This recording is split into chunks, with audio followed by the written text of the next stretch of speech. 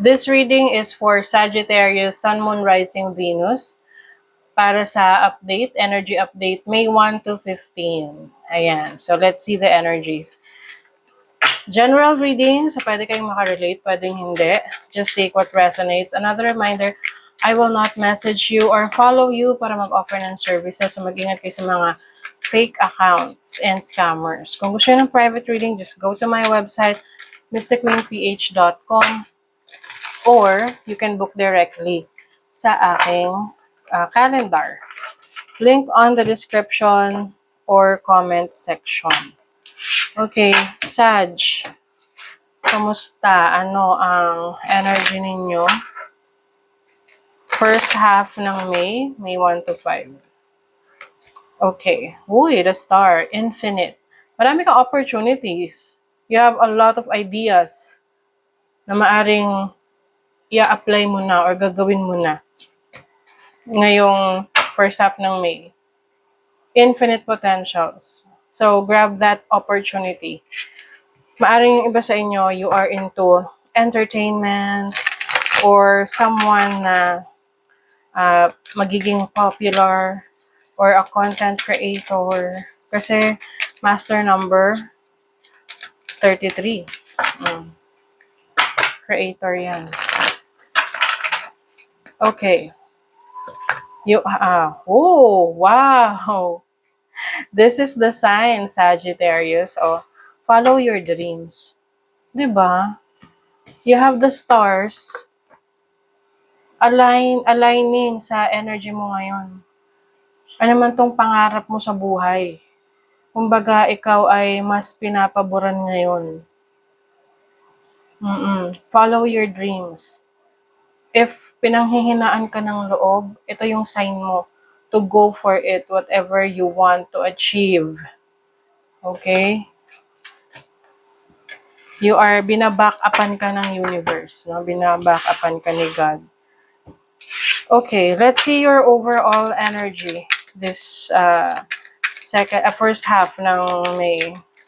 Ano yung overall energy ng mga Sagittarius? May 1 to 15. Four of Swords. You are taking a break. Pwedeng yung iba sa inyo parang pinanghinaan ng loob, napagod na. Ay, kailan kaya mangyayari yung mga gusto nyong achieve sa buhay? Mangyayari yan when you take action. And also, this is about healing. Pwede kasing merong concerns about your health, no, sa kalusugan ninyo, na kailangan yung ayusin, o kailangan nyo munang magpahinga. You've been very busy in the past few weeks. So this time, kung kailangan magpahinga, magbakasyon, para makahanap ka ulit ng inspiration.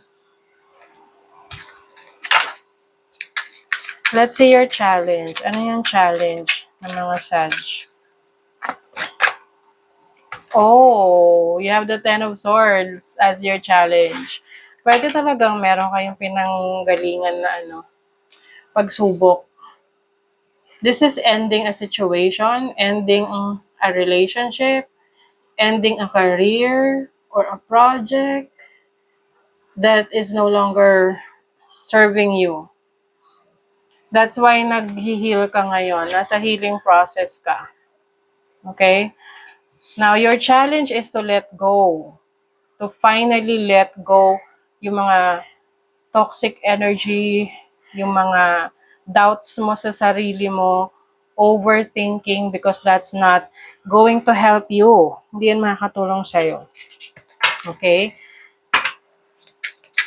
So, i-let go mo na yan. Kung ano may nagpapahirap sa'yo. At remember to follow your dreams. You have infinite potentials. Okay? Remember who you are. Marami kang kakayanan. What is the opportunity for Sagittarius? What is the opportunity? Page of Wands. Diba? You have the opportunity to explore, try new things. This can be through learning.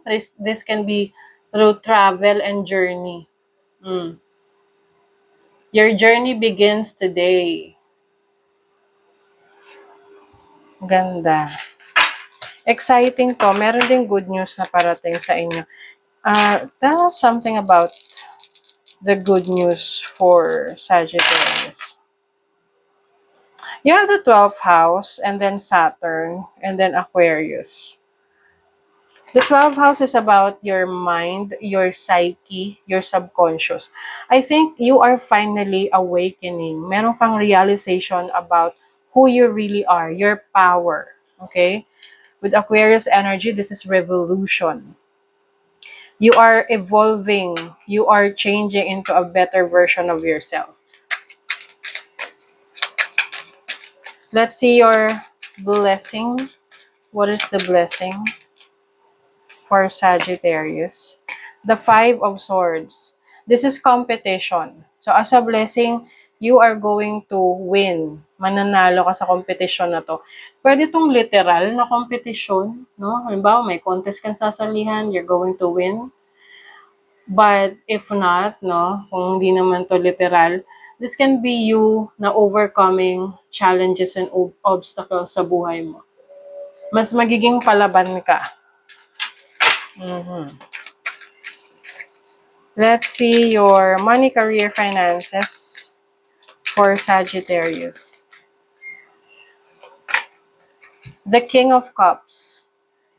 This is your love for your career, for your craft, for your work, for your money. And I think ngayon, mas magbibigay ka ng oras, panahon sa passion mo. What is the King of Cups? Ace of Pentacles. It feels like merong sisimulan dito. There's a new beginning here. New job, new career, new business, new idea na sinusubukan mo or susubukan mo this, itong first half ng May. Okay? A lot of opportunities are opening up for you. And then, for your love life. Ano yung love life ng mga Sagittarius? The Ten of Wands. Some of you pagod na sa isang relasyon na parang kayo na lang ang nagbubuhat. This is about burden. Okay? I think ito yung ile-let go mo for some of you. The burden of the relationship that you have. Or the responsibility na alam mong hindi naman na sa'yo. Okay? Let's see your final message. Sagittarius. Oh, ayun na. Power. Oh, the ability to suck it up is not a superpower. Saying no is. Own your power. You're owning your power, Sagittarius. You are stepping into your own power. Okay? So that is your reading, Sag. Thank you so much. See you again.